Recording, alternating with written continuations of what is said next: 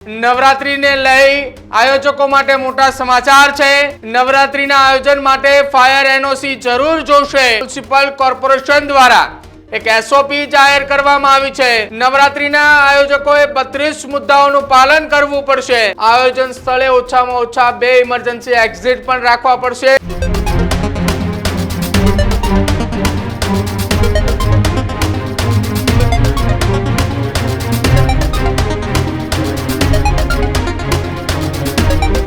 નવરાત્રીનો તહેવાર હવે નજીક આવી રહ્યો છે ને પહેલા જ ફરી એક વખત અમદાવાદ મ્યુનિસિપલ કોર્પોરેશને અમદાવાદ શહેરની અંદર નવરાત્રીનું આયોજન કરનાર ઈચ્છુકોને લઈ આ સૌથી મોટા સમાચાર સામે આવી રહ્યા છે।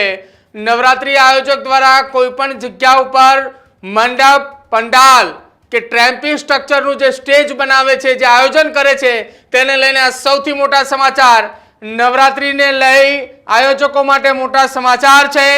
નવરાત્રીના આયોજન માટે ફાયર એનઓસી જરૂર જોશે, જેને લઈને અમદાવાદ મ્યુનિસિપલ કોર્પોરેશન દ્વારા એક એસઓપી જાહેર કરવામાં આવી છે।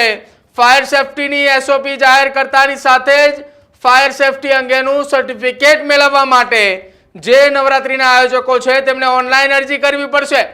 નવરાત્રીના આયોજકોએ 32 મુદ્દાઓનું પાલન કરવું પડશે। આ 32 મુદ્દાઓની સાથે સાથે આયોજન સ્થળે ઓછામાં ઓછા 2 ઇમરજન્સી એક્ઝિટ પણ રાખવા પડશે કે જેને લઈને હવે ફાયર સહિત પોલીસ, ટ્રાફિક અને એએમસીની પણ મંજૂરી જરૂરથી જોશે। નવરાત્રીમાં ગરબાનું આયોજનને લઈ આ તમામ આયોજકો માટે મોટા સમાચાર। મંજૂરી વગર ગરબાનું આયોજન નહીં થઈ શકે તે પ્રકારના સમાચાર હાલ સામે આવી રહ્યા છે। સાથે જ સ્કૂલ, હોસ્પિટલ, જ્વલનશીલ પદાર્થના ગોડાઉન ઇત્યાદિ દૂર, એટલે કે શાળા હોય, હોસ્પિટલ હોય અથવા જ્વલનશીલ પદાર્થો જ્યાં ગોડાઉનની અંદર રાખવામાં આવતા હોય છે તેનાથી દૂર ગરબાનું આયોજન કરવું। મંડપમાં ફાયરના વાહનો આવી શકે તે મુજબ રસ્તા ખુલ્લા રાખવાના રહેશે। અવરોધક વસ્તુઓ દૂર કરવાની રહેશે। પંડાલની કેપેસિટી મુજબના વ્યક્તિઓને પ્રવેશ આપવાનો રહેશે।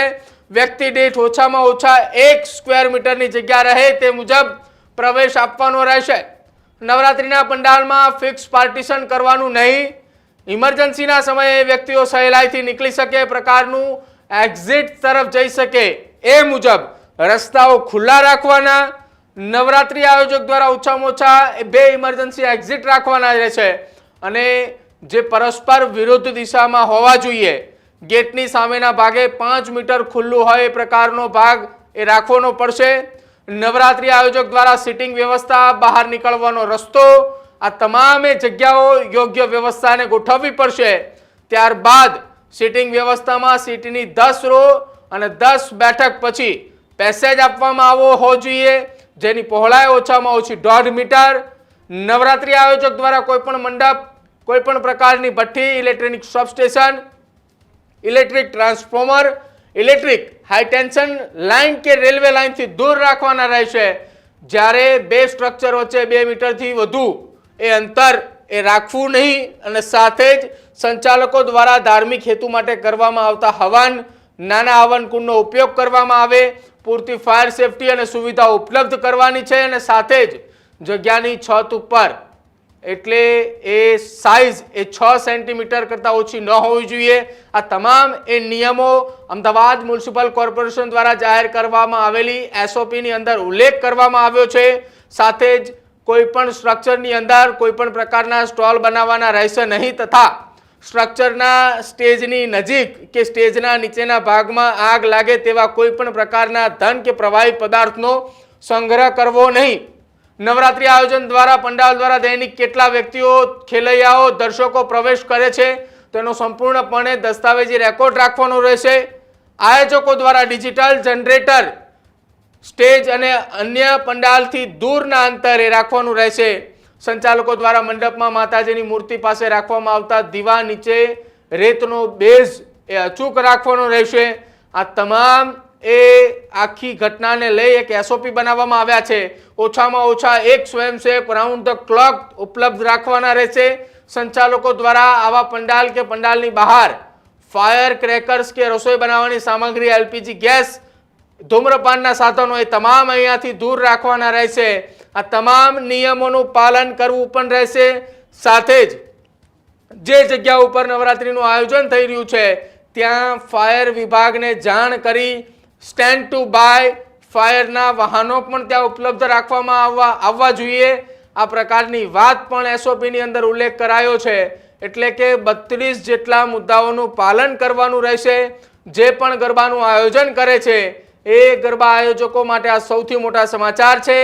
તમે જો ગરબાનું આયોજન કરી રહ્યા છો તો અમદાવાદ મ્યુનિસિપલ કોર્પોરેશનની ઓફિશિયલ વેબસાઇટ પર જઈને ફાયર એનઓસી માટે અત્યારે જ તમે ઓનલાઈન અરજી કરી દેજો. કેમ કે આ વખતે જો તમારી પાસે આ પ્રકારના 32 જેટલા નોર્મ્સ જો તમે પાલન નહીં કર્યા હોય તો તમને તમારી એ જગ્યા ઉપર નવરાત્રિનું તમે આયોજન નહીં કરી શકો. આ પ્રકારની વ્યવસ્થાઓ અને આ પ્રકારની સૂચનાઓ એ અમદાવાદ મ્યુનિસિપલ કોર્પોરેશન દ્વારા આપવામાં આવી છે.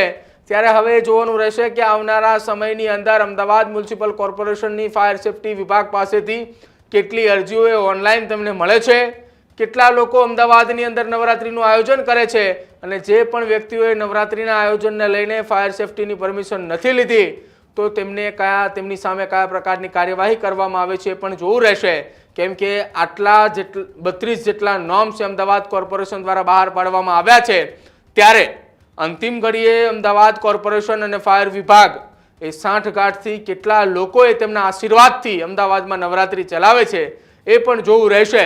કેમ કે જેટલા કડક નિયમો બનાવ્યા છે જો એટલા જ નિયમો કડક પાલન થાય તો અમદાવાદની અંદર દર વર્ષે જે પ્રમાણે નવરાત્રિઓના આયોજકો એ કિડિયારું ઉભરાય એ પ્રમાણે ઉભરાઈ રહ્યા છે એ પ્રમાણે ઉભરાય નહીં. અને અમદાવાદની અંદર જે પણ નવરાત્રિ આયોજકો છે એમની શું પાસે આ તમામ એ નોર્મ્સ હેઠળ એ પુરાવા અથવા સર્ટિફિકેટ મળે છે કે કેમ તેને લઈને હવે તપાસનો વિષય છે. અને જોવાનું રહેશે કે અમદાવાદ કોર્પોરેશન એ કેટલા સર્ટિફિકેટ ઇસ્યુ કરે છે.